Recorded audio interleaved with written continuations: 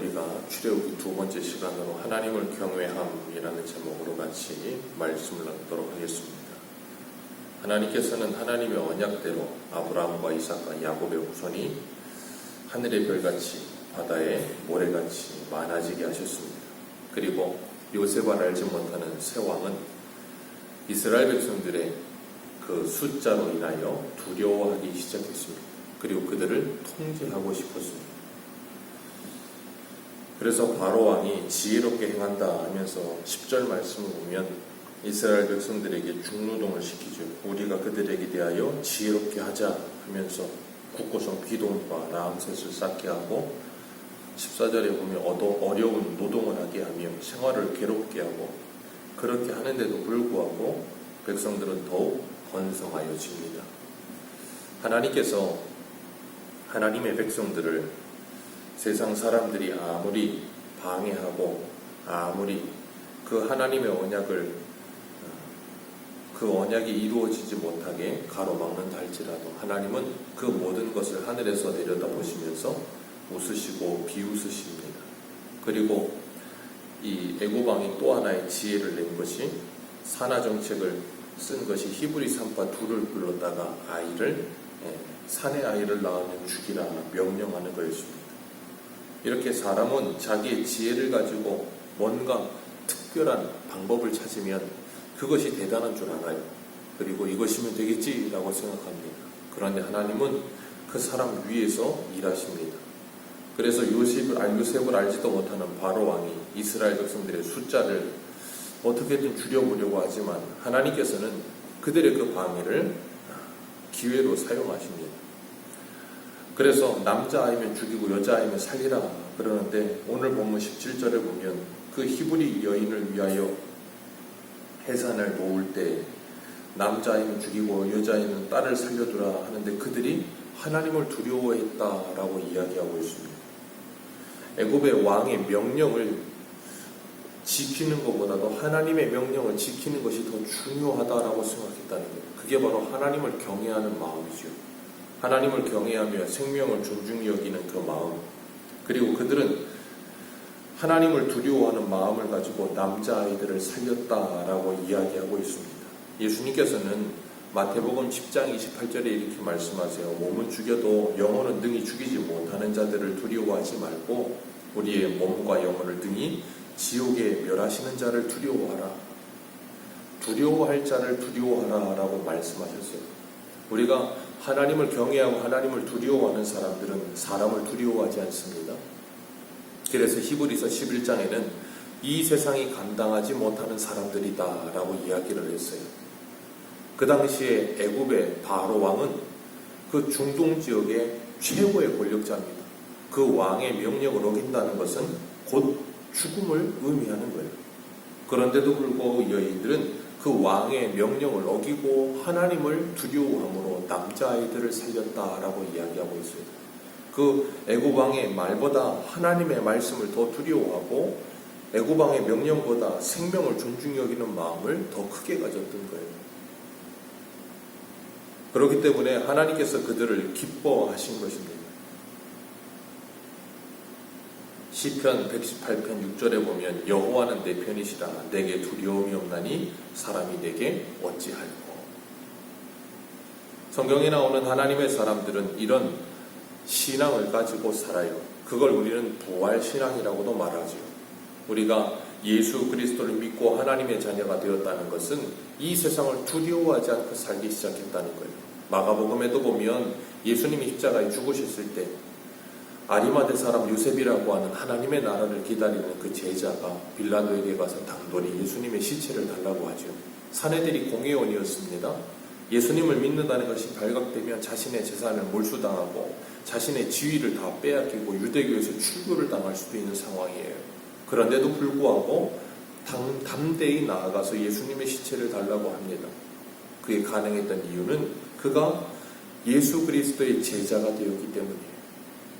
이 히브리 여인 둘, 십브라와 보아도 연약한 여인에 불과했지만 하나님께서는 이 여인들을 통하여 하나님의 언약을 이루어 가신다는 걸 기억해야 합니다. 어떤 대단한 장군이나 힘이 센 사람이나 똑똑한 사람이 아니라 하나님의 언약을 이루어 가시는데 산파 두 사람을 사용하세요.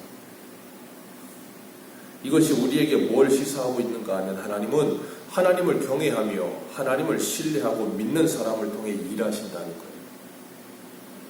애국과 같은 강대국 속에서 하나님의 나라가 확장되는 일에 이 여인 둘이 사용되어진 것처럼 하나님은 언제나 이렇게 믿음을 가지고 하나님을 두려워하며 경외하는 사람을 오늘도 찾으시는 겁니다. 그리고 그 사람을 통하여 일하십니다. 그 사람이 어떤 능력을 갖췄느냐, 그 사람이 어떤 대단한 사람이냐가 중요하지 않아요. 그 사람이 하나님을 경외하고 하나님을 믿는 사람이냐 믿지 않는 사람이냐가 중요해요. 그런데 많은 사람들은 자꾸 내가 어떤 사람이냐에 자꾸 관심을 가지려고 해요. 산파 두 사람은 하나님의 일을 할 수 없다라고 착각을 해요. 뭔가 내가 대단한 사람이 되어야 하나님의 영광이 되고 대단한 사람이 되어야 하나님의 일을 크게 할 수 있다라고 착각을 합니다. 하나님은 결코 그렇게 일하지 않으세요.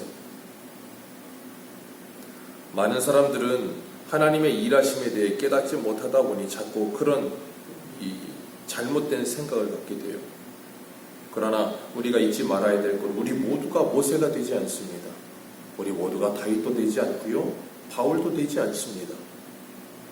때로는 하나님께서 우리를 요나단으로 부르시기도 하고 하나님께서 우리를 아론으로 부르시기도 하고 조력자와 협력자로 부르시기도 합니다. 고린도전서 7장 22절에 보면 이런 말씀이 있어요. 주 안에서 부르심을 받은 자는 종이라도 주께 속한 자유자요. 또 이와 같이 자유자로 있을 때 부르심을 받은 자는 그리스도의 종입니다. 종으로 있던 자유자로 있던 그것은 중요하지 않다는 거예요. 그렇기 때문에 우리가 하나님께 부름받았고 하나님을 두려워하는 마음을 가졌고 그 하나님의 말씀을 따라 살기만 하면 그것으로 하나님께 영광이 될 수 있다는 걸 성경은 우리에게 보여주고 있는 것입니다. 그렇기 때문에 이 두 여인의 작은 순종이 하나님의 언약을 이루어가는 놀라운 나비 효과를 일으켰던 것처럼 하나님께서는 우리들을 통해서도 하나님의 일을 얼마든지 하실 수 있다는 거예요.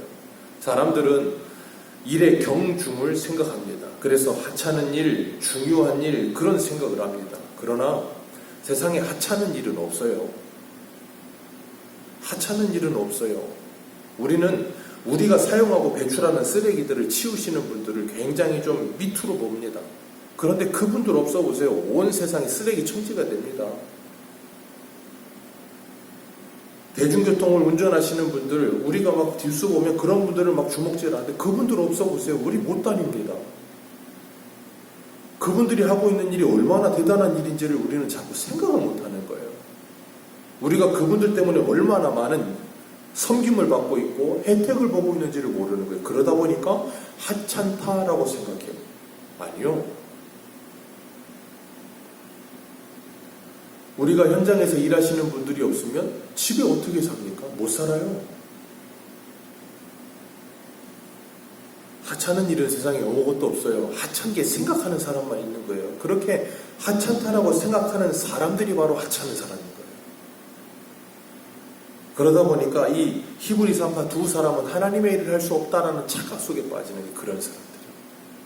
오늘도 하나님께서는 우리를 가정에서, 직장에서, 그리고 이 사회의 일원으로 부르셨어요. 그리고 그곳에서 우리로 하여금 하나님의 일을 하게 하셨습니다.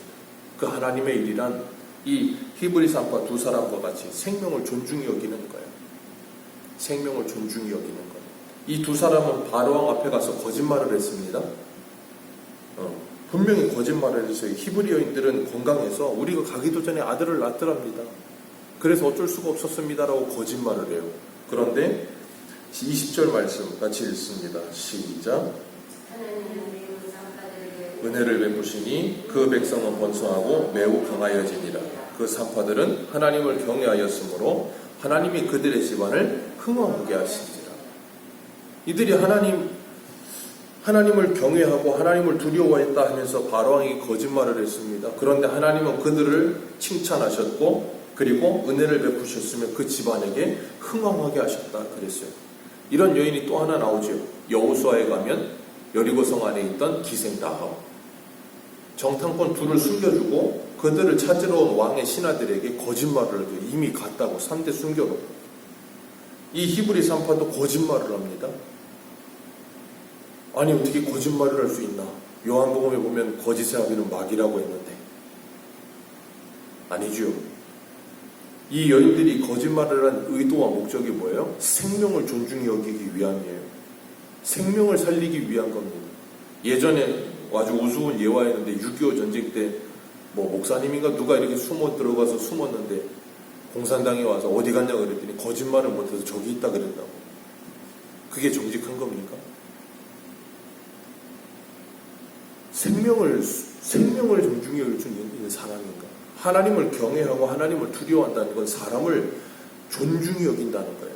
하나님을 경외하지 않는 사람은 사람을 하찮게 여깁니다. 하나님을 경외하지 않는 사람들은 사람을 무시합니다. 그래서 갑질을 합니다. 그리고 사람들이 하는 일들을 굉장히 밑으로 봐요.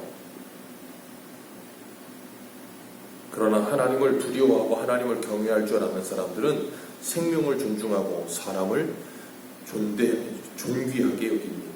오늘도 우리가 우리의 삶 속에서 하나님께서 우리에게 매 순간순간마다 선택을 하게 하세요. 이 히브리 산파 여인들과 같이 어떤 선택을 하며 살 것인가, 누구를 두려워하며 살 것인가. 오늘도 하나님을 경외하며 하나님을 두려워하는 마음을 가지고 사람을 존귀히 여기며 생명을 존중히 여기며 정말 하나님의 나라를 위해 우리에게 맡겨진 자리에서 충성하는 저와 여러분들 되시기를 축복합니다. 기도하겠습니다.